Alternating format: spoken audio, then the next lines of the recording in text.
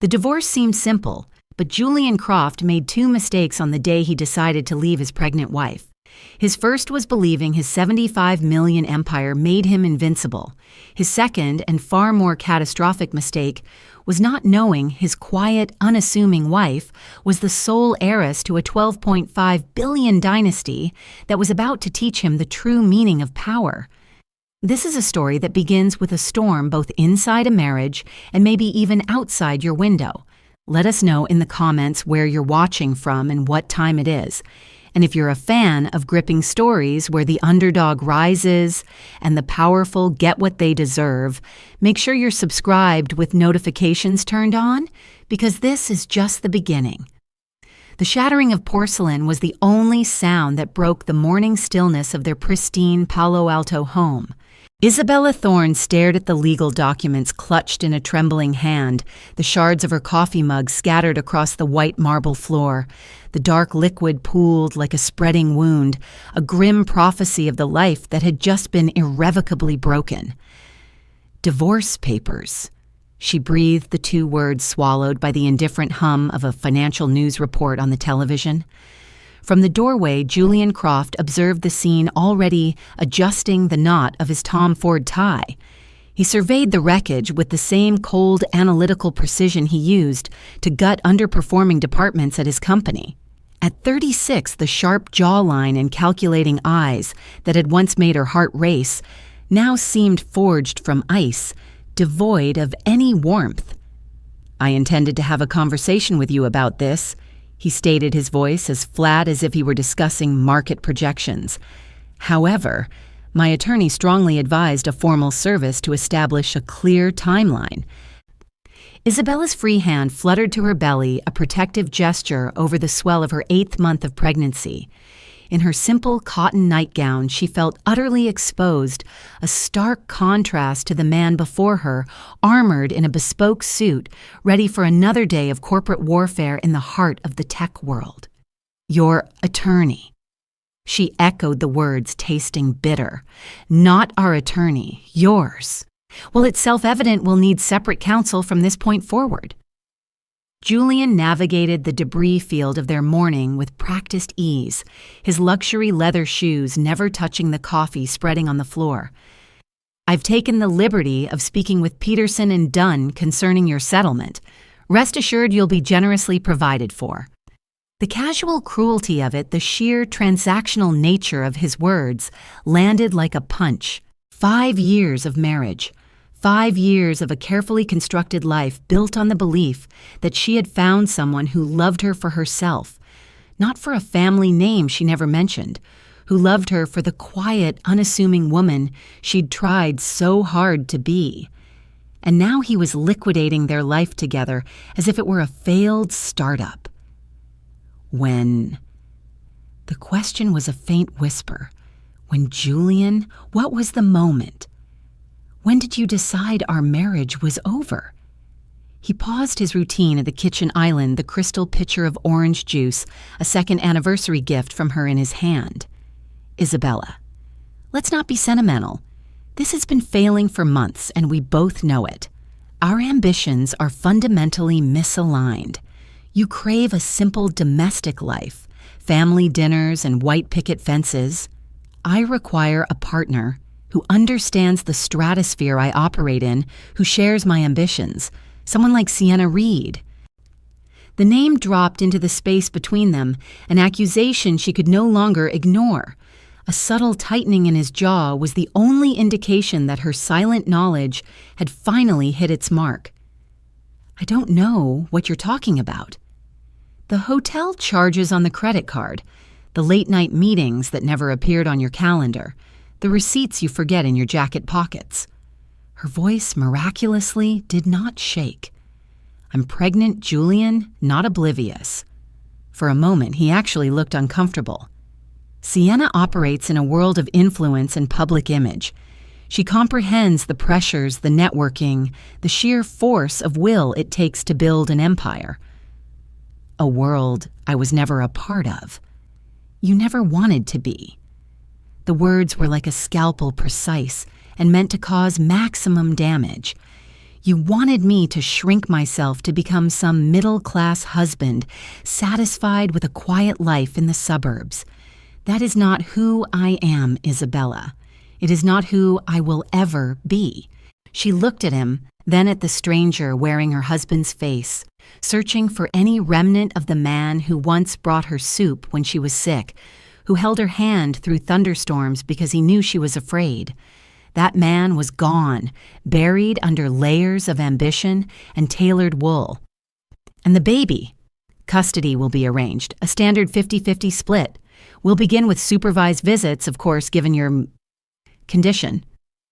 He discussed their unborn child with the same emotional investment as a line item on a spreadsheet.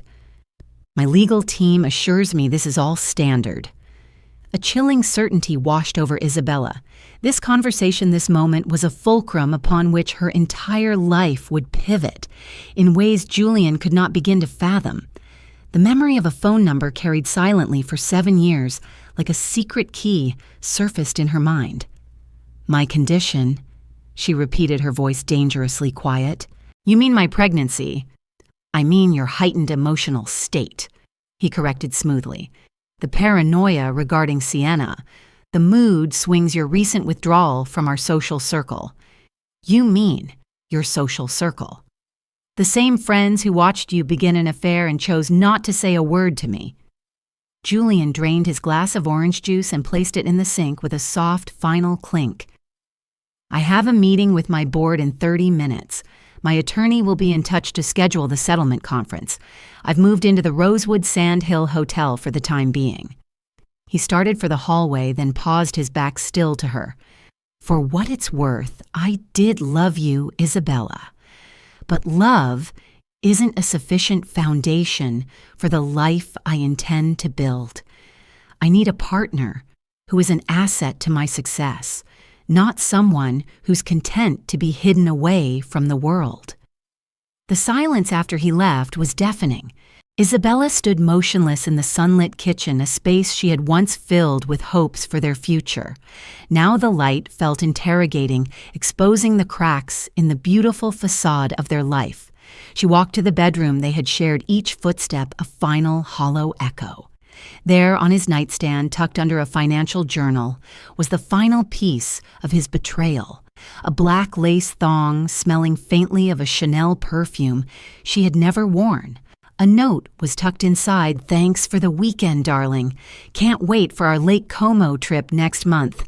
All my love, S." A laugh sharp and brittle escaped her throat. While she had been choosing colors for a nursery, he had been planning international trysts with his 25-year-old girlfriend. Her hands were steady as she picked up her phone. She dialed the number she had held in her memory for 7 years, a lifeline she had sworn never to use. It rang twice. Thorne Consolidated Holdings, Genevieve Thorne's office. "Karen, it's Isabella," she said, her voice low but clear. "I need to speak with my grandmother." "Miss Isabella, oh my goodness, it's been so long. Of course, dear, let me put you right through." The brief hold music seemed to stretch for an eternity, each second thick with the weight of her choices, of the life she had run from. Then the voice came on the line, strong, commanding, and utterly familiar. Genevieve Thorne. At 62, her voice still held the authority that had built an empire, and Isabella felt her own posture straighten in response. "Isabella Catherine Thorne." Her grandmother said the use of her full name a summons. "It has been 7 years. I know, grandmother, it has. And you are calling me now, which means something has happened." Isabella closed her eyes, her hand on her belly. The baby kicked a small, insistent reminder of what was at stake. "It's time, Genevieve," she said, her voice now devoid of any tremor. "Julian Croft has no idea he just declared war on the wrong family." A beat of silence followed, charged with unspoken understanding. "I'll be on the next plane to California," Genevieve said at last. And Isabella, "Yes, a welcome home, my dear, welcome home." Sienna Reed spun in front of her Palo Alto apartment's floor-to-ceiling windows, her silk robe flowing around her like liquid gold. The morning sun caught the highlights in her carefully maintained blonde waves, and she felt beautiful and powerful and utterly victorious. At 25, she'd already learned that timing was everything in both Hollywood and love affairs. And today, finally, the timing was perfect. The divorce papers had been served. Julian had texted her from his car. "It's done. Isabella knows we can be together now." She picked up her phone and scrolled through the contacts until she found her agent's number. "Richard, it's Sienna. I have some news that's going to change everything. Julian Croft is getting divorced. The tech millionaire. Sienna, honey, this is perfect timing. I just got off the phone with a major streaming service about that romantic drama series. If you're dating Croft, that's exactly the kind of high-profile relationship that could push you from supporting actress to leading lady territory." Sienna smiled, admiring herself in the mirrored wall of her living room. Not dating Richard. Marrying once the divorce is final, of course. "Jesus, Sienna, do you know what Croft's net worth is? We're talking about serious money here. Tech IPOs, investment portfolios, real estate holdings across 3 states. You could fund your own production company." The thought sent a thrill through her. She'd grown up in a trailer park in Sacramento, fighting for every opportunity, every audition, every chance to prove she was more than just another pretty face with Hollywood dreams. Julian Croft represented the culmination of every calculation she'd made, every relationship she'd strategically navigated. "I know exactly what he's worth," she said. "And I know exactly what I bring to the table: beauty youth industry connections and enough ambition to match his own." Her doorbell rang and she practically floated to answer it. Julian stood in the hallway holding a designer shopping bag and wearing the satisfied expression of a man who just closed a major deal. "Good morning, beautiful," he said, pulling her into his arms. "How does it feel to be dating a soon-to-be divorced man?" "It feels like destiny," Sienna replied, meaning every word. Inside the bag, she found a diamond tennis bracelet that probably cost more than most people's cars. The stones caught the light like captured stars, and she fastened it around her wrist with reverent fingers. "Julian, it's gorgeous, but you didn't need to buy me anything. You're all I want." "I want everyone to know you're mine now," he said, settling onto her white leather sofa. "No more hiding, no more secret weekends. I want to take you to industry events, introduce you to my business partners, show you off the way you deserve." Sienna curled up next to him, her head on his shoulder. "What about Isabella?" How did she take it? Better than expected, honestly. Very calm, very composed. I think she saw it coming. Julian's fingers traced patterns on Sienna's bare arm. "She'll be fine. Isabella's always been good at adapting to circumstances." "And the baby, Something flickered across Julian's expression too quickly for Sienna to interpret. "We'll work out custody arrangements.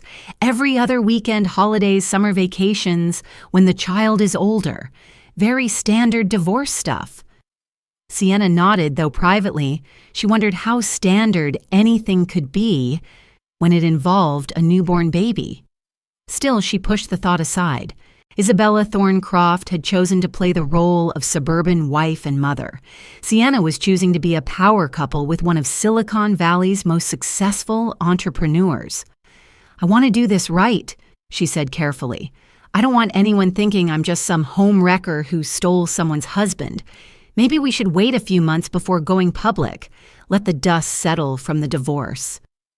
Julian pulled back to look at her, his dark eyes serious. "Sienna, I've waited 36 years to find someone who really understands my vision. I'm not waiting any longer. Life is short and opportunities don't last forever."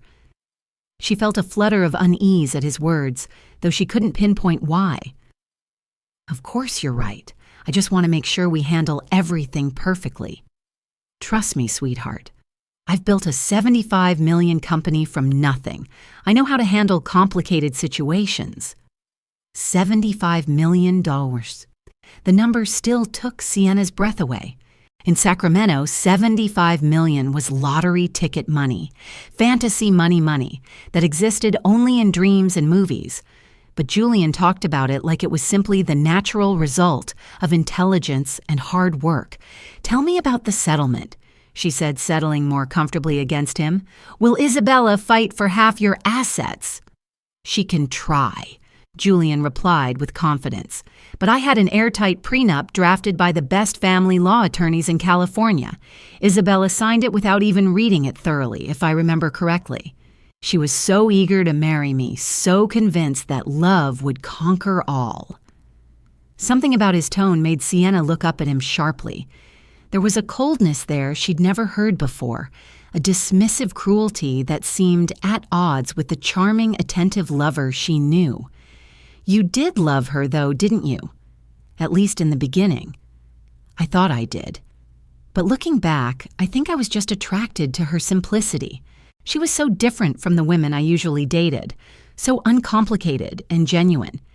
It was refreshing for a while. And now? Now I realize I need someone who can match my energy, someone who wants to build something extraordinary together." Isabella wanted to hide from the world to pretend we were just ordinary people living ordinary lives. "But I'm not ordinary, Sienna. Neither are you." She kissed him, then tasting ambition and possibility on his lips. Outside her windows, California sprawled in all directions, a state of dreams and second chances and reinvention. She had remade herself into Sienna Reed actress and soon-to-be wife of a millionaire. "I love you," she whispered against his mouth. "I love you too," he replied, "and I'm going to give you everything you've ever wanted." Meanwhile, across town, Isabella Thorne sat in Dr. Sarah Jenkins' office, trying to focus on the steady rhythm of her baby's heartbeat, filling the room through the ultrasound speaker. "Everything looks perfect," Dr. Jenkins said, her kind face creased with concern. "But I'm worried about your stress levels, Isabella. Divorce proceedings can be incredibly difficult, especially this late in pregnancy." "I'll be fine, Dr. Jenkins. Actually, I think I'm going to be better than fine. I know the situation with your husband must be devastating, but you have a support system, right, family, who can help you through this."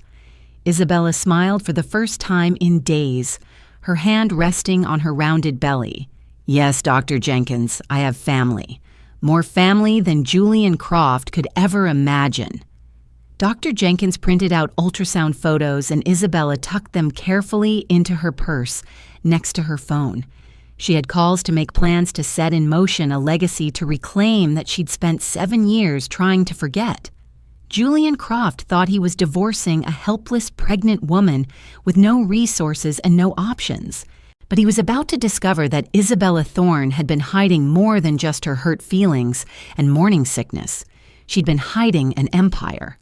The Thorne family estate in Chicago's Gold Coast district had been built in 1892 by Isabella's great-great-grandfather, an industrialist, who turned a single furnace into one of America's largest manufacturing empires. The mansion's Gothic revival towers and limestone facade had witnessed 5 generations of Thorne triumphs and tragedies, but none quite like what was about to unfold. Genevieve Thorne stood at the library's tall windows watching the rain streak down glass that had been installed before the First World War. At 62, she retained the commanding presence that had made her the first woman to successfully run a major American conglomerate. Her silver hair was pulled back in an elegant chignon, and she wore a charcoal wool suit that probably cost more than most people's monthly salary. Behind her, the library's mahogany shelves held first editions and family photographs spanning more than a century. The largest portrait showed Harrison Thorne, Genevieve's late husband, and Isabella's grandfather standing beside the original Thorne manufacturing plant in 1958. "Mrs. Thorne, your granddaughter has arrived," Karen, her longtime secretary, announced from the doorway. Genevieve turned as Isabella entered the library, and for a moment neither woman spoke.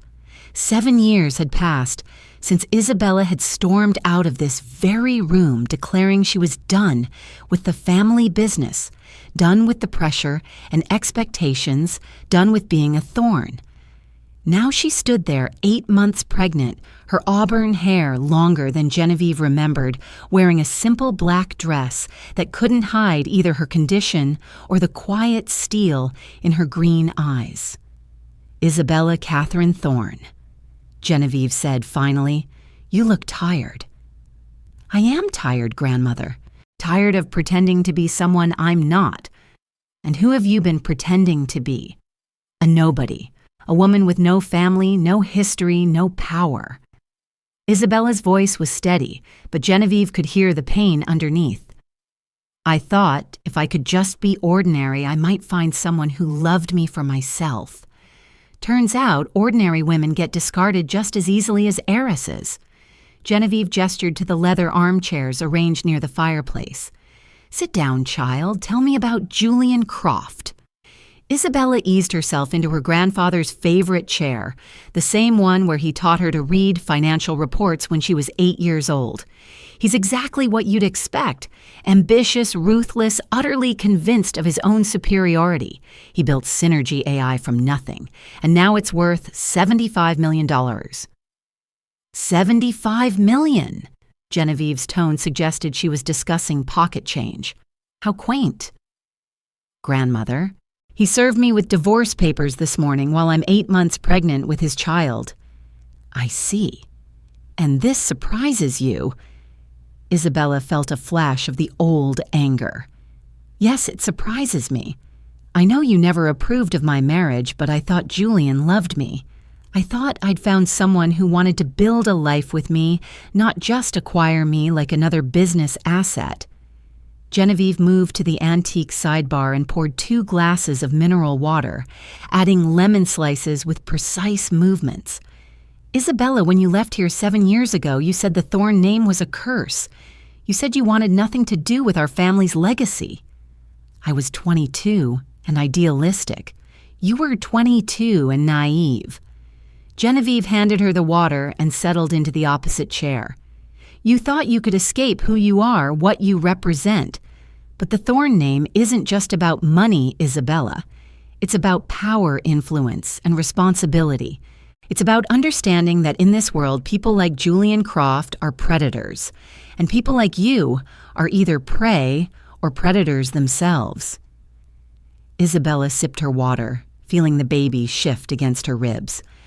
"So what are you suggesting? That I use the family money to destroy him?" "I'm suggesting you remember who you are." Genevieve reached for a leather folder on the side table. "Do you know what Thorne Consolidated's current annual revenue is?" "I've been gone for 7 years, grandmother. I have no idea." $1.5 billion. We control 30% of domestic heavy equipment production own manufacturing facilities in 12 states and employ over 40,000 people.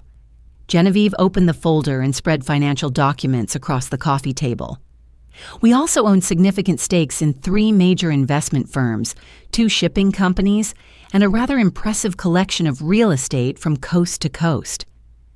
Isabella stared at the numbers, her mind struggling to process the scale.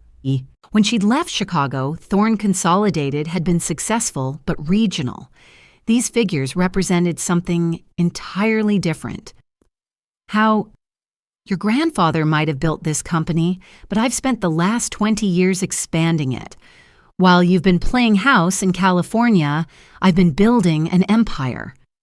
Genevieve's smile was sharp as a blade.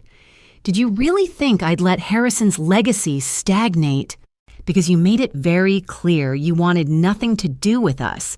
You changed your phone number, returned our letters, unopened, refused to take my calls."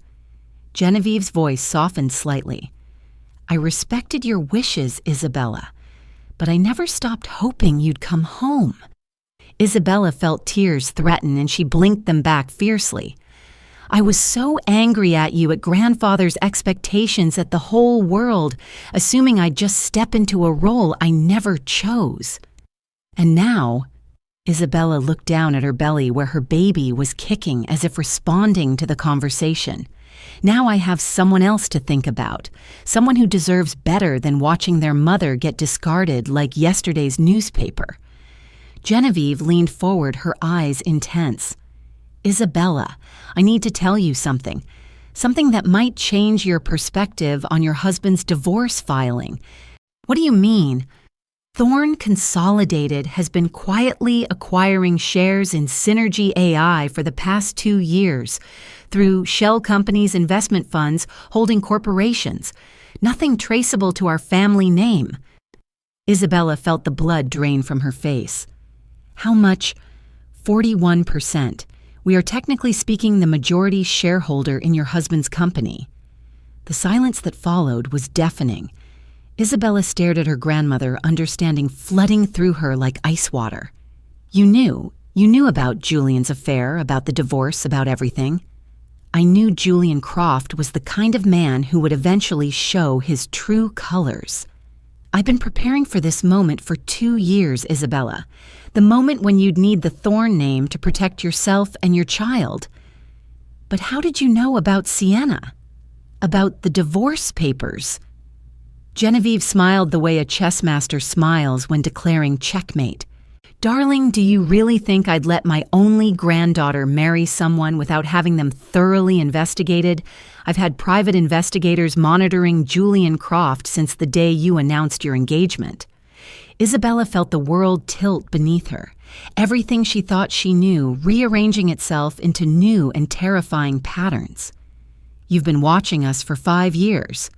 I've been protecting you. There's a difference.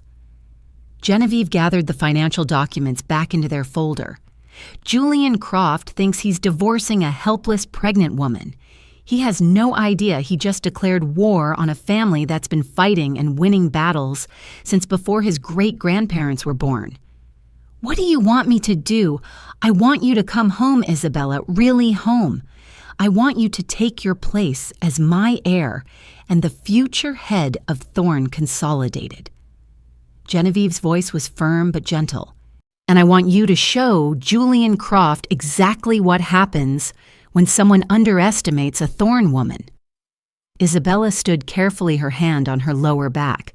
Through the library's tall windows, she could see the lights of Chicago beginning to twinkle in the gathering dusk. This city had built empires and broken them, had forged the fortunes that built America's railroads and skyscrapers. I need to make some phone calls, she said finally. Of course. Karen has prepared the Rose Suite for you, and a doctor from Northwestern Memorial Hospital will be here in the morning to check on you and the baby. Isabella paused at the library door. Grandmother, when you say Julian has no idea who he declared war on, what exactly do you mean? Genevieve Thorne's smile was sharp enough to cut glass. I mean, my dear girl, that tomorrow morning Julian Croft is going to discover his wife isn't the nobody he thought he married. And by the time we're finished, he's going to wish he'd shown you the respect you deserved. As Isabella climbed the mansion's curved staircase to her childhood bedroom, she felt something she hadn't experienced in 7 years, the weight and power of her family name settling around her shoulders like armor. Julian Croft had made the mistake of his life. He just didn't know it yet. Thorn Consolidated Holdings headquarters occupied 4 blocks of downtown Chicago, a gleaming testament to American industrial might. The original 1920s structure had been expanded over the decades, but Genevieve Thorne had insisted on preserving the Art Deco lobby with its soaring ceilings and murals depicting the heroic age of manufacturing. Isabella stood in that lobby for the first time in 7 years, feeling the weight of history and expectation settling around her shoulders. Employees hurried past, some doing double takes when they recognized her face from old company newsletters and family photographs that still hung in the executive corridors. Miss Thorne. A young woman in an impeccably tailored suit approached with obvious nervousness. I'm Jennifer Walsh, Mrs. Thorne's new assistant. She's waiting for you in the boardroom. The elevator ride to the 50th floor felt both eternal and instantaneous. Isabella's reflection stared back at her from the polished steel doors, and she hardly recognized herself.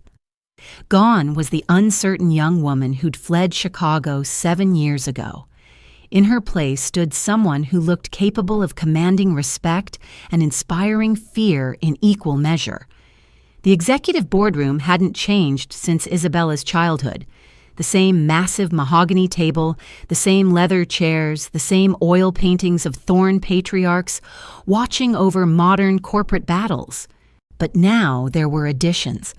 Framed photographs of Genevieve receiving industry awards, groundbreaking ceremonies for new facilities, handshake deals worth hundreds of millions of dollars. Genevieve Thorne sat at the head of the table, reading glasses perched on her nose as she reviewed documents. Marcus Holloway, the family attorney, occupied the chair to her right, surrounded by legal briefs and files that probably contained enough information to destroy or create fortunes. "Isabella," Genevieve said without looking up. Perfect timing. Marcus was just explaining Synergy AI's current financial position. Marcus Holloway had been the Thorne family attorney for 20 years. A soft-spoken man whose mild appearance disguised one of the sharpest legal minds in Illinois. He'd guided the family through hostile takeover attempts, environmental lawsuits, and labor disputes with the same calm competence. "Isabella, congratulations on your marriage," he said with gentle irony, though I suspect the congratulations might be premature. "What have you found, Marcus?" He opened the folder in front of him.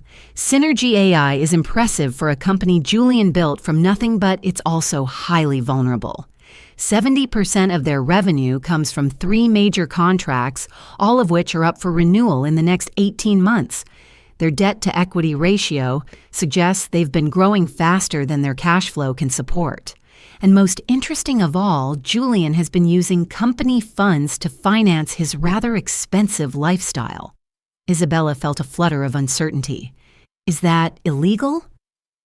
"Not necessarily if it's properly documented as executive compensation or legitimate business expenses.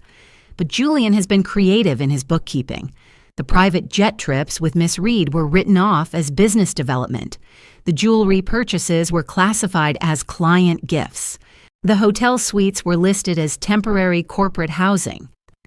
Genevieve looked up from her documents. "In other words, your husband has been treating his company like a personal piggy bank, which makes our position considerably stronger." "I don't understand." Marcus leaned forward. "Isabella, when you signed that prenup, you were presumably acting as Isabella Thorne, private citizen with modest assets. But Isabella Thorne, heiress to the Thorne consolidated fortune, never consented to anything. The prenup is based on fraudulent representation of your financial position." The implications hit Isabella like a physical blow. "You mean the prenup isn't valid?" "More than that," Genevieve said, setting down her reading glasses. "It means Julian entered into a marriage contract under false pretenses. He believed he was marrying someone with no significant assets or family connections. The prenup was designed to protect his wealth from a gold digger. Instead, he married someone whose family could buy his entire company with petty cash." Isabella sank into one of the leather chairs, her mind racing. "But I chose not to tell him about my background. Doesn't that make me equally responsible?" "Legally, no," Marcus replied. "You're not required to disclose family wealth before marriage unless specifically asked. Julian never investigated your background thoroughly enough to discover your family connections. That's his oversight, not your deception. Besides which," Genevieve added with satisfaction, "we've discovered some rather interesting details about Julian's relationship with Miss Reed. It appears their affair began shortly after your first anniversary, not 3 months ago, as he claimed." Isabella felt something twist in her chest. "How do you know? Hotel records, credit card statements, text message logs. Julian has been remarkably careless about covering his tracks." Genevieve's smile was sharp enough to cut. "I believe the appropriate legal term is adultery with financial dissipation of marital assets." Marcus nodded. "In California, that significantly impacts divorce settlements. Julian used community property to fund his affair, which gives you grounds to seek reimbursement plus punitive damages. Isabella looked around the boardroom at the portraits of her ancestors who'd built an empire from nothing, who'd survived the Great Depression and 2 world wars and countless corporate battles. She thought about Julian's casual cruelty that morning, his assumption that she had no resources or options. What about Synergy AI? You said we own 41%. Through various shell companies and investment funds, yes. Julian has no idea his majority shareholder is his estranged wife's grandmother. Genevieve gathered her documents. Which brings us to our next decision point, Isabella. What exactly do you want to accomplish here? I want my child to be provided for. I want Julian to understand that actions have consequences, and I want him to know exactly who he underestimated. Revenge, in other words. Isabella considered the word justice. I want justice. Genevieve stood and walked to the floor-to-ceiling windows that offered a panoramic view of Chicago and the lake that had built the city's fortune. Isabella, there are several ways we can proceed. We can expose Julian's financial irregularities and force Synergy AI into bankruptcy. We can use our stock position to remove him as CEO and install our own management team. We can drag him through years of expensive litigation that will cost him everything he's built. Or we can offer him a chance to exit gracefully, buy out his remaining shares at fair market value, allow him to save face, give him enough money to start over somewhere else. Genevieve turned back to face her granddaughter. The choice is yours, Isabella. But remember, whatever we do will affect your child as well.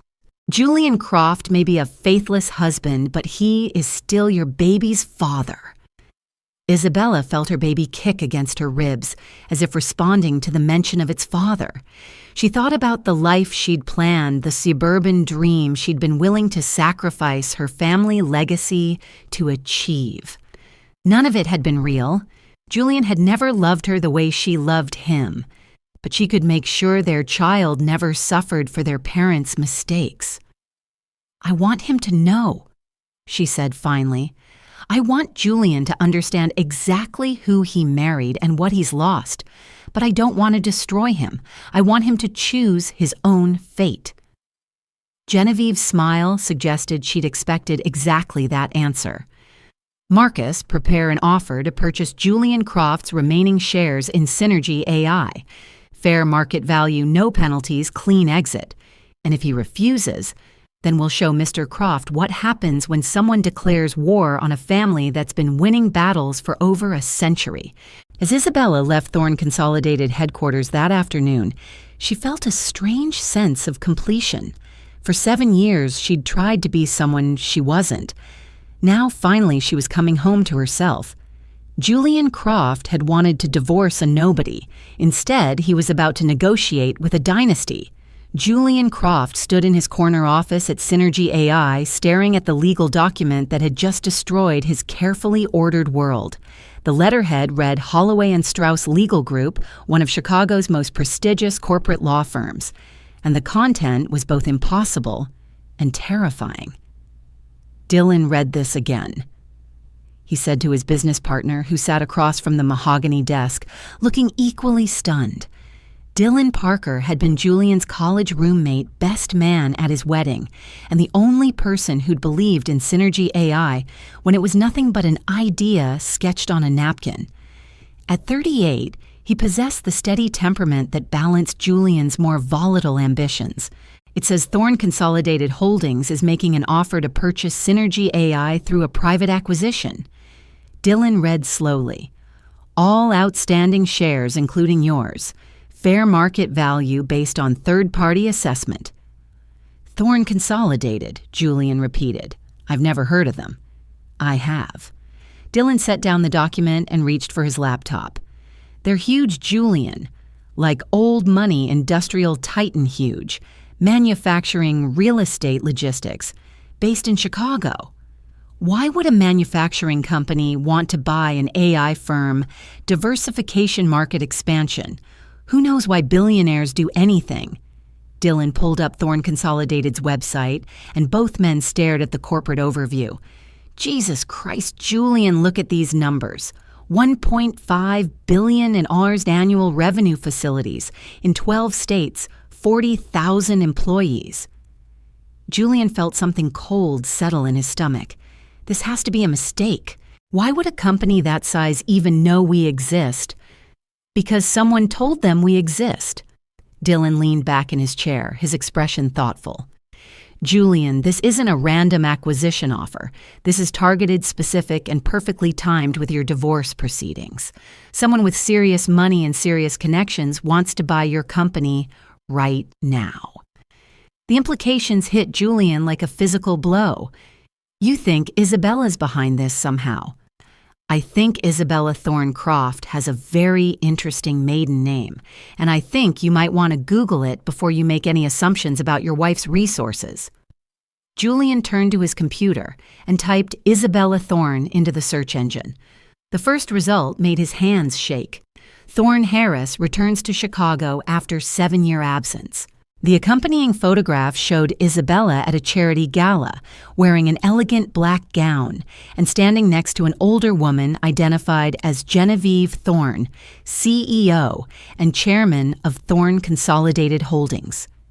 Isabella looked confident, poised and completely different from the uncertain pregnant woman he'd served with divorce papers just 2 days ago. She's the heiress to Thorne Consolidated, he whispered. Dylan leaned over to read the article. Holy, Julian, holy? You married the granddaughter of Harrison Thorne, the guy who built one of America's largest private industrial empires, and you served her with divorce papers while she was 8 months pregnant. Julian scrolled through more search results, finding articles about Isabella's grandfather, her grandmother's corporate achievements, the Thorne family's philanthropic activities. Every result painted a picture of wealth and power beyond anything he'd ever imagined. How did I not know? How did I not know any of this? Because she didn't tell you, obviously. Jesus, Julian, think about it. How much do you actually know about Isabella's background, her family, where she came from? Julian tried to remember conversations from their early relationship, but Isabella had always been vague about her family, claiming they were estranged, and she didn't want to discuss it. He'd assumed it was typical family drama, nothing more serious than personality conflicts or political disagreements. She said her family was in business, that they didn't get along, that she wanted to make her own way, he said weakly. Her own way, right? She was worth billions and chose to work as a museum curator, making $40,000 a year. Dylan's voice was incredulous. Julian, she was hiding from her inheritance, and you never bothered to find out why. Julian's phone rang, and he saw his attorney's number on the display. Peterson, please tell me you have some good news. Julian, we need to talk immediately. My office, and bring whatever financial documents you have for Synergy AI. What's wrong?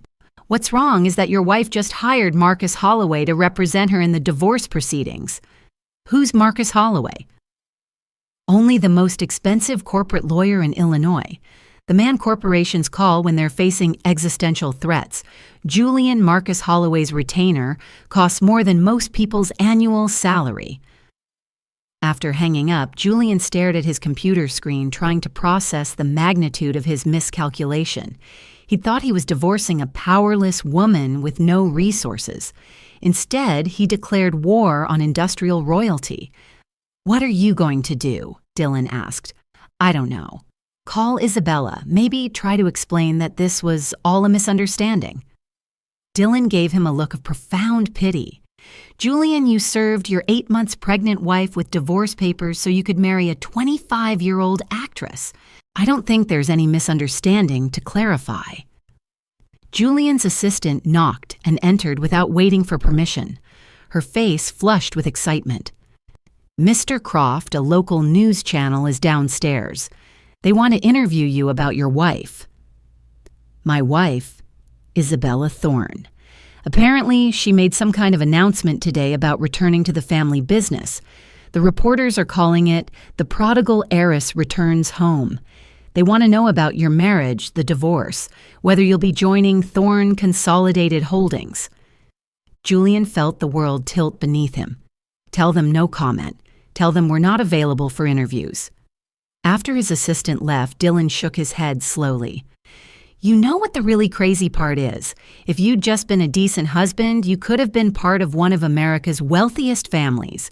Instead, you threw it all away for an actress who's probably already planning her exit strategy. Julian thought about Sienna, about her excitement over his $75 million company, about her dreams of becoming a power couple in Silicon Valley. $75 million had seemed like an impressive fortune when he was comparing himself to other tech entrepreneurs. Compared to $1.5 billion, it was lunch money. His phone buzzed with a text message from an unknown number. Julian, we should talk. This doesn't have to be a war. Isabella. He stared at the message, remembering the woman he'd married 5 years ago.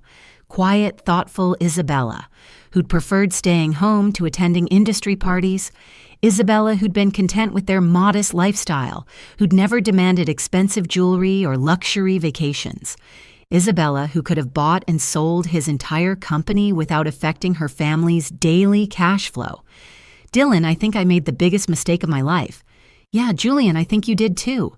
Outside Synergy AI's windows, Silicon Valley sprawled in all directions, a place built on dreams and ambition, and the constant pursuit of more. Julian had spent 15 years building his company, sacrificing relationships and personal happiness for the pursuit of success.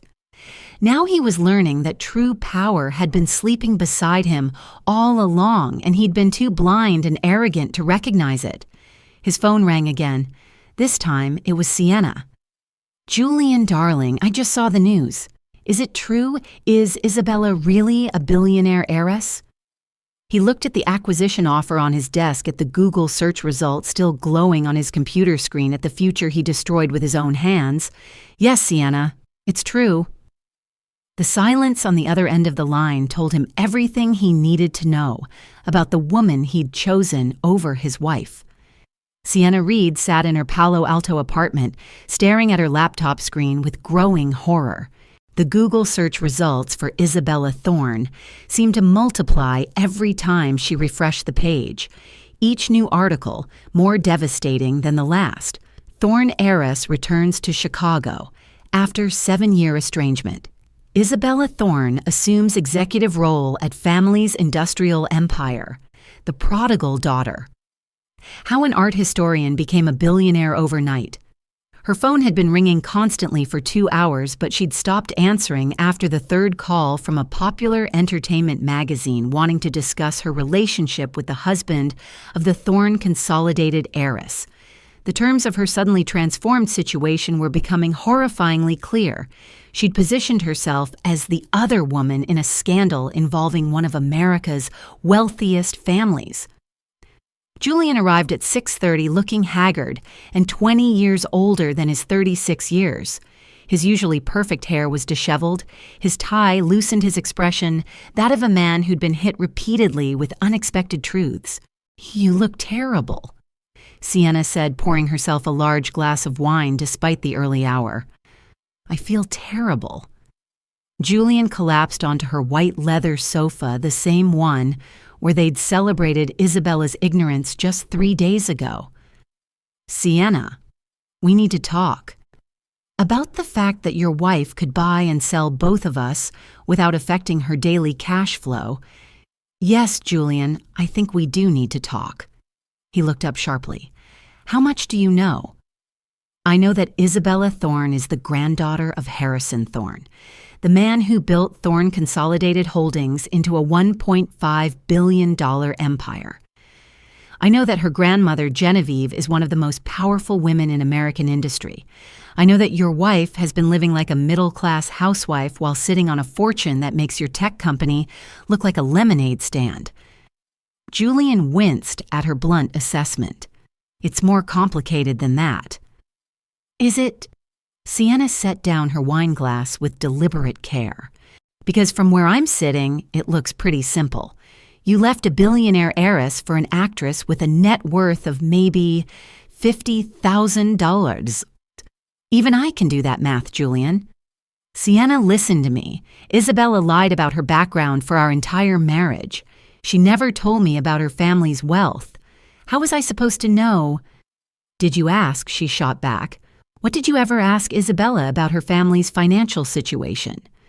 Did you ever wonder why a woman with a master's degree from an Ivy League university was content to work as a museum curator for $40,000 a year? Sienna's voice was climbing toward hysteria. Did you ever think it was strange that she never seemed worried about money, never asked you for expensive gifts, never seemed impressed by your wealth? Julian was quiet for a long moment. No, I thought she was just different, more genuine than other women I'd dated. More genuine, right? Sienna began pacing her living room, her silk dress flowing around her like liquid gold. Julian, do you have any idea what this means for my career, for my reputation? What do you mean? I mean, I'm now famous as the woman who broke up the marriage of one of America's wealthiest heiresses. I'm the gold digger who stole a pregnant billionaire's husband. She laughed bitterly. Do you know what Hollywood does to women who get labeled as homewreckers, especially homewreckers who target pregnant women? Julian looked genuinely confused. But you're beautiful, talented, ambitious. This doesn't change any of that. Julian, you sweet deluded man. This changes everything. Sienna stopped pacing and fixed him with a stare. 3 days ago, I was dating a successful tech entrepreneur worth $75 million. It was a good story, a romantic narrative about two ambitious people building something together. Now I'm the actress who destroyed a fairy tale marriage for money that turned out to be pocket change compared to what the wife had. The implications of her words seemed to hit Julian like cold water. So, what are you saying? I'm saying that continuing this relationship would be career suicide for me, and probably financial suicide for you. Sienna's phone rang and she glanced at the caller ID. It's my agent, third time in the last hour. She answered on the fourth ring. Richard, I know what you're going to say. Sienna, honey, we need to do damage control immediately. The tabloids are calling you the woman who came between America's industrial royalty. This is not the kind of publicity that leads to starring roles. I understand. Do you? Because I've already had 3 casting directors call to ask if you're available for other woman roles. Supporting parts, Sienna, mistress number 2, secretary who seduces the boss, revenge girlfriend. That's what this scandal is doing to your brand. After hanging up, Sienna looked at Julian with something approaching pity. My agent wants me to issue a statement distancing myself from you and expressing regret for any pain caused to Isabella and her unborn child. You can't be serious. I'm completely serious.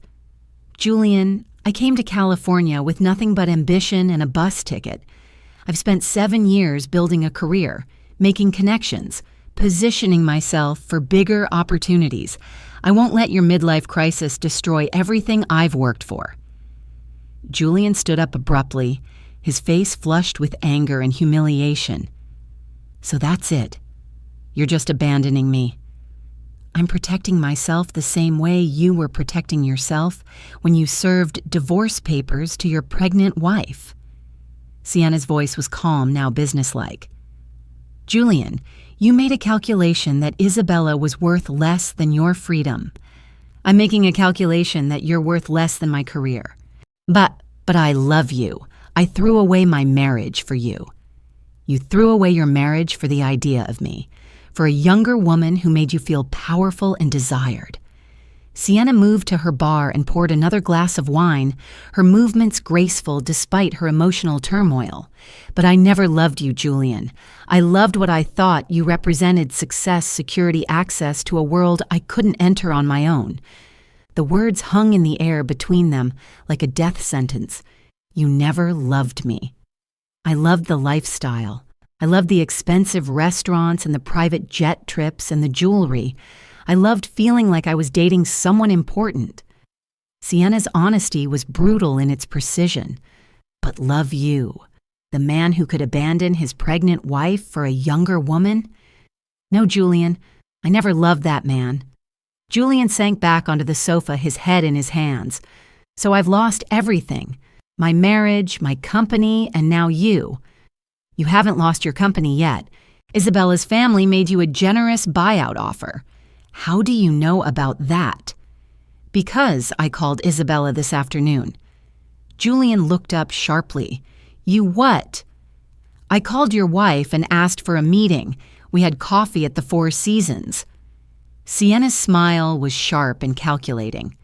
Lovely woman, by the way, much classier than I expected. What did you tell her? I told her the truth, that I seduced you because I thought you were wealthy and powerful, and that I'm deeply sorry for the pain I've caused her and her unborn child. Sienna finished her wine in one long swallow. And then, Isabella Thorne made me an offer I couldn't refuse. What kind of offer? The kind that changes everything, Julian. The kind that makes me realize just how small time we've both been. Before Julian could respond, Sienna's doorbell rang. She checked her phone and smiled with genuine warmth for the first time in days. That would be my ride to the airport. I have a meeting in Chicago tomorrow morning. Chicago? What's in Chicago? My future. Sienna replied, gathering her purse and coat.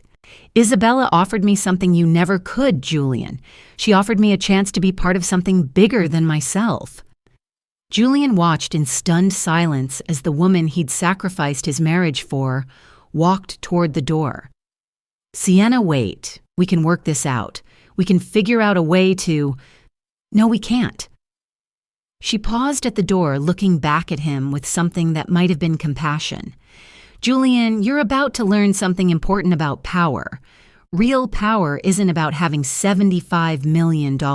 Real power is about having $1.5 billion and the wisdom to use it strategically. What did Isabella offer you? Sienna's smile was radiant with possibility. She offered me a starring role in Thorne Consolidated's new media division, a chance to produce and develop content that actually matters with unlimited financing and complete creative control. She opened the door, cool evening air rushing into the apartment. She offered me everything I ever wanted, Julian, and all I had to do was walk away from you. After Sienna left, Julian sat alone in her apartment, surrounded by the elegant furnishings and expensive artwork that had once seemed like symbols of their shared success. Now they felt like props in a play that had ended badly for everyone except the woman he'd underestimated. His phone buzzed with a text message from Isabella. The offer stands until Friday, Julian. After that, we proceed with the alternative approach. Choose wisely. Julian looked around the empty apartment at the life he'd thought he wanted, at the future that was dissolving like sugar in rain.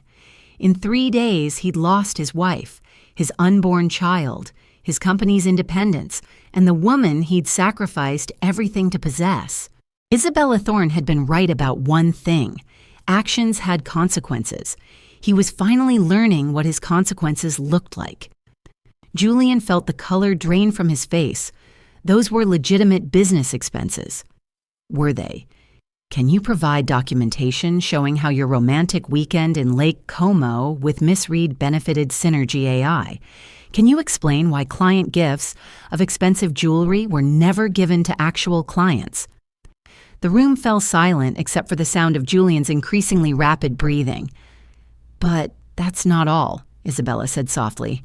Julian, we also know about the falsified earnings reports you submitted to potential investors, the inflated user numbers you provided to venture capital firms, the contracts you claim to have secured that don't actually exist. Julian's world began to spin. How could you possibly know? Because we've been monitoring your company for 2 years, remember? We know everything, Julian. Every lie, every deception, every corner you've cut to make Synergy AI appear more successful than it actually is. Peterson was frantically scribbling notes, sweat beading on his forehead. Julian, we need to discuss a plea arrangement. It gets worse, Marcus continued remorselessly. We've discovered that you used Isabella's social security number to apply for a business line of credit without her knowledge. That's identity theft, Mr. Croft. a federal felony. Julian felt something break inside his chest. Isabella, please, we can work this out. I know I made mistakes, but mistakes. For the first time, Isabella's composure cracked, revealing the pain and fury underneath. Julian, you didn't make mistakes.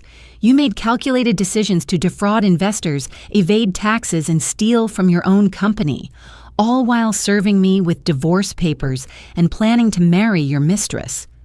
I never meant for any of this. Yes, you did. Isabella's voice was steel wrapped in silk. You meant all of it, Julian. You meant to discard me when I became inconvenient. You meant to use company funds to support your affair. You meant to lie to investors and creditors and anyone else who stood between you and what you wanted.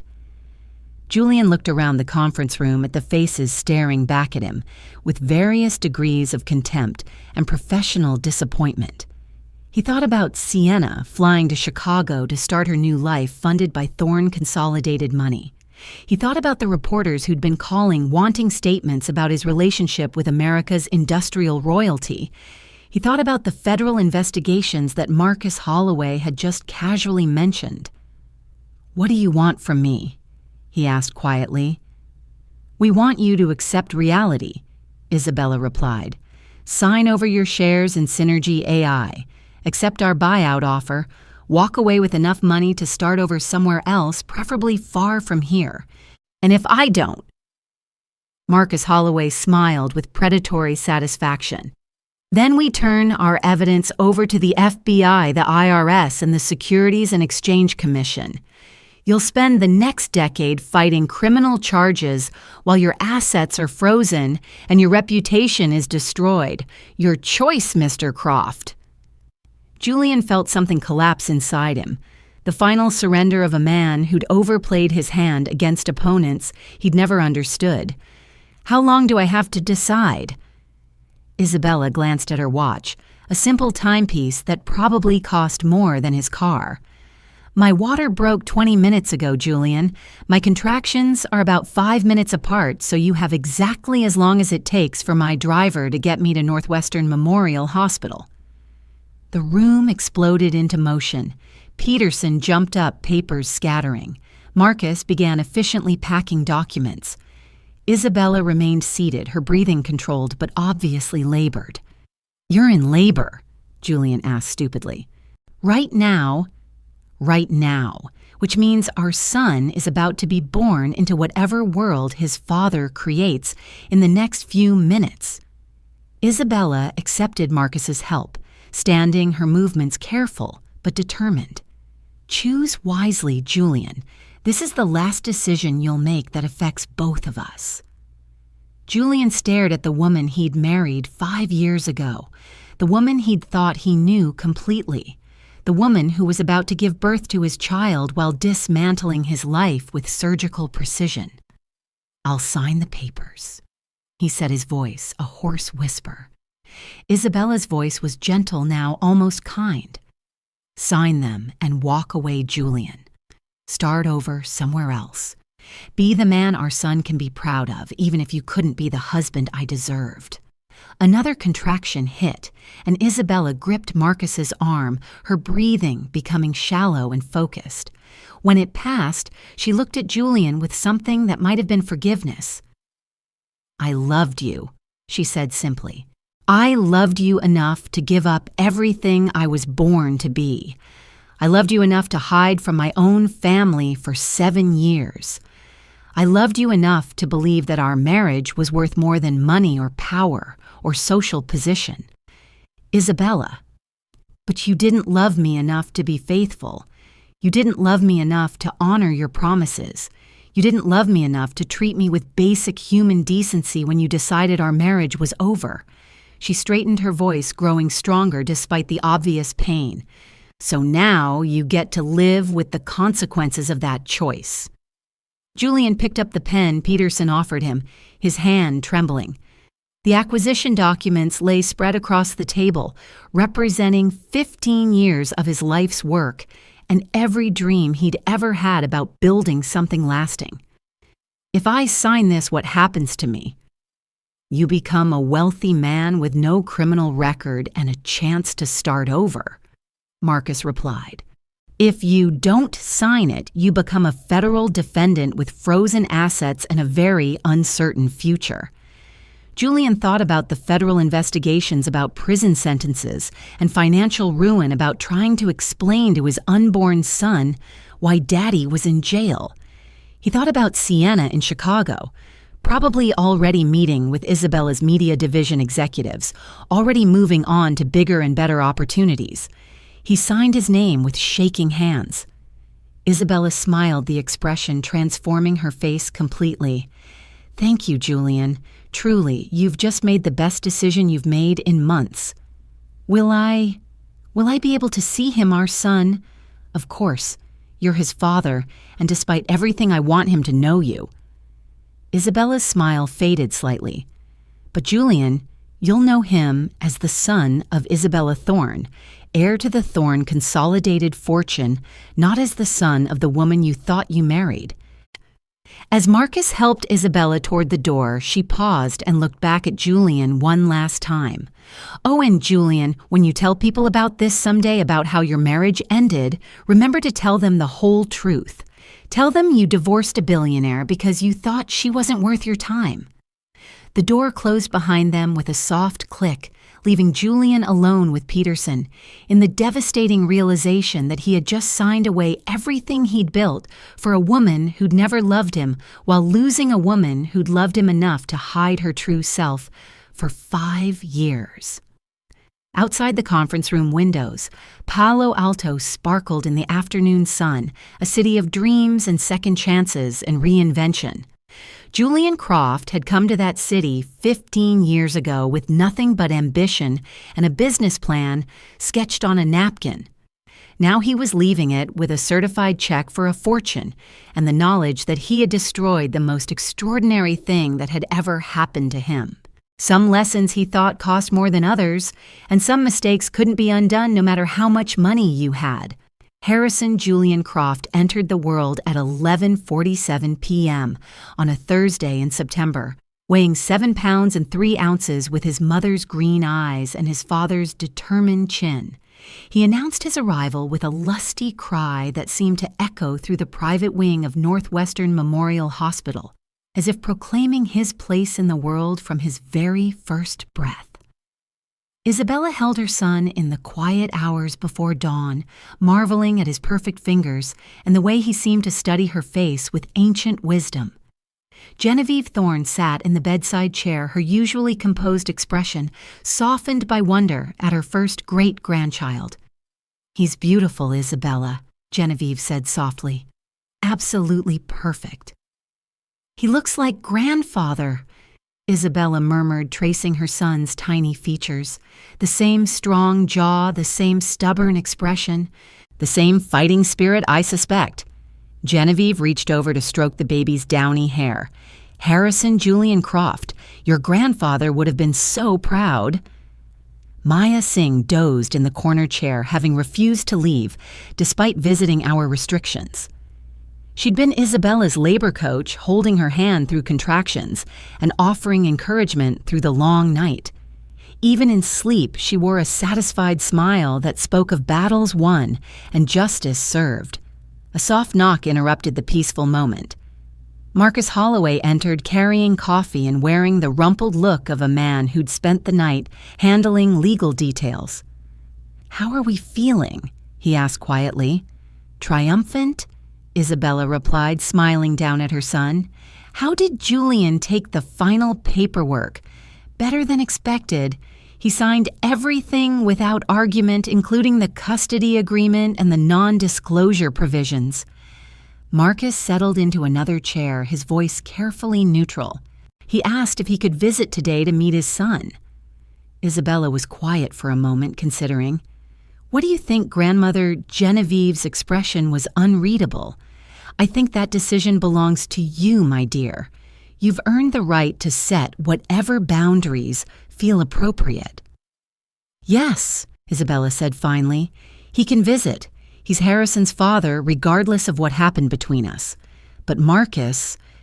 "Yes, Make sure he understands the terms.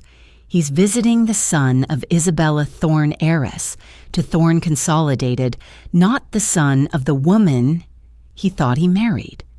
Marcus nodded. I'll make that very clear. Later that morning, as Isabella nursed her son and watched the Chicago skyline through her hospital window, she felt a profound sense of completion. The city where her family had built their fortune stretched out below her, a testament to 5 generations of Thorne determination and vision. Julian arrived at noon carrying flowers and wearing the expression of a man walking to his own execution. He'd lost weight in the past week, and his expensive clothes couldn't hide the exhaustion in his eyes. "Isabella," he said quietly from the doorway, "thank you for letting me come." "Of course. Come meet your son." Julian approached the bed carefully, as if afraid his presence might somehow contaminate the scene. When Isabella placed Harrison in his arms, Julian's composure cracked completely. "He's incredible." He whispered, tears streaming down his face. "Absolutely incredible." "His name is Harrison Julian Croft," Isabella said gently. "After my grandfather. And you?" Julian looked up sharply. "You gave him my name." "I gave him part of your name because despite everything that's happened between us, you're his father, and I want him to know that." For several minutes, Julian held his son in silence, memorizing every detail of the tiny face. When Harrison opened his eyes, Julian caught his breath. "He has your eyes. And your stubborn chin." Isabella's voice was soft but firm. "Julian, I want you to know that Harrison will always know who his father is. You'll have reasonable visitation rights input into major decisions about his upbringing and the chance to build a relationship with him. Even after everything I've done, especially after everything you've done, I want our son to learn from both of our choices, Julian, the good ones and the mistakes." Julian carefully returned Harrison to Isabella's arms, his movements reluctant. "I need to tell you something." "What?" "I know I don't deserve forgiveness. I know I threw away something extraordinary because I was too blind and selfish to see what I had." Julian's voice was barely above a whisper. "But I want you to know that I'm sorry. Deeply, profoundly sorry for every hurt I caused you." Isabella studied his face, seeing genuine remorse there for the first time. "I know you are Julian, and I forgive you." "How? How can you forgive me? How can you be so generous when I was so cruel?" "Because holding on to anger would only hurt our son, and he deserves better from both of us." Isabella adjusted Harrison in her arms, her movements instinctively protective. "Besides, you've given me something I never expected." "What?" "You've given me my life back. My real life, my family, my purpose." Isabella smiled, the expression radiant with new understanding. "If you hadn't served me with those divorce papers, I might never have found the courage to come home to who I really am." Julian was quiet for a long moment. "What will you do now?" "I'm going to raise our son. I'm going to learn how to run Thorne Consolidated from the most formidable businesswoman in America. And I'm going to build something extraordinary for the next generation. And, personally." Isabella glanced toward the door where Marcus Holloway was waiting patiently in the hallway. "I think I might have some interesting possibilities to explore." Julian followed her gaze and nodded slowly. "He's a good man. He's been in love with you for years, hasn't he? Marcus has been my friend and protector for a very long time. What happens between us now remains to be seen." A nurse entered to check on Isabella and the baby, and Julian took it as his cue to leave. At the door, he turned back one more time. "Isabella, when Harrison is old enough to ask about his parents' marriage, what will you tell him?" Isabella considered the question carefully. "I'll tell him that his parents loved each other very much, but sometimes love isn't enough when people want fundamentally different things from life. I'll tell him that his father is a brilliant, ambitious man who built something impressive from nothing. And I'll tell him that his mother learned to be strong enough to choose what was best for both of them. You won't tell him about my mistakes. Harrison will learn about consequences and choices from watching how we both live our lives going forward. Actions speak louder than stories, Julian. After Julian left, Marcus entered the room carrying a small velvet box. Isabella, there's something I need to ask you. Marcus, we just finalized my divorce yesterday. Don't you think this is rather sudden? I've been waiting to ask you this question for 15 years, he replied with a smile. Ever since you were 14 years old and argued with me about contract law during a family dinner. Isabella laughed, the sound bright and clear. I was a precocious child. You were a remarkable child who grew into an extraordinary woman. Marcus opened the box, revealing a simple but perfect diamond ring. Isabella Catherine Thorne, will you marry me? Are you asking Isabella Thorne the heiress or Isabella Thorne the woman? I'm asking Isabella Thorne, the person I've loved since she was a teenager, debating legal precedents with lawyers 3 times her age. I'm asking the woman who had the courage to walk away from everything she was born to be and the wisdom to come home when it mattered most. Isabella looked down at her son sleeping peacefully in her arms, then at the man who'd stood by her family through every crisis and triumph. Yes, Marcus, I'll marry you. As Marcus slipped the ring onto her finger, Isabella felt the final pieces of her new life falling into place. She was home, truly home, for the first time in 7 years. She had a son to raise, a legacy to inherit, and a future to build with a man who'd loved her long before he knew about her fortune. 6 months later, Isabella stood in the Thorne Consolidated boardroom addressing the company's senior executives about expansion plans for their renewable energy division. Harrison slept in a bassinet beside her chair, occasionally making small sounds that caused the hardened business executives to smile with unexpected tenderness. Through the floor-to-ceiling windows, she could see Chicago's skyline forever changed, but still fundamentally the city that had forged American industry. Soon she would marry Marcus in the same cathedral where 5 generations of Thornes had been wed. She would raise her son to understand both privilege and responsibility, to know that great wealth came with great obligations. Julian had started a consulting firm in Seattle using his buyout money to fund sustainable technology initiatives. He visited Harrison once a month, and their relationship had evolved into something approaching friendship. Sienna's production company, funded by Thorne Consolidated's media division, had just won 3 Emmy nominations for a documentary about women in manufacturing. Everyone, it seemed, had found their proper place in the world. That evening, as Isabella tucked Harrison into his crib in the mansion's nursery, she thought about the journey that had brought them all to this moment. She'd begun as a woman trying to escape her destiny, hiding from her own identity in pursuit of ordinary love. She'd ended as herself, finally and completely, with a love that was anything but ordinary. "Sweet dreams, little one," she whispered to her son. "You're going to change the world someday. I can feel it." Outside the nursery windows, the lights of Chicago twinkled like stars, and somewhere in the distance, the factories that had built the Thorne fortune continued their ancient work of transforming raw materials into something stronger, something lasting, something extraordinary. Isabella Thorne had come home at last, and she was just getting started.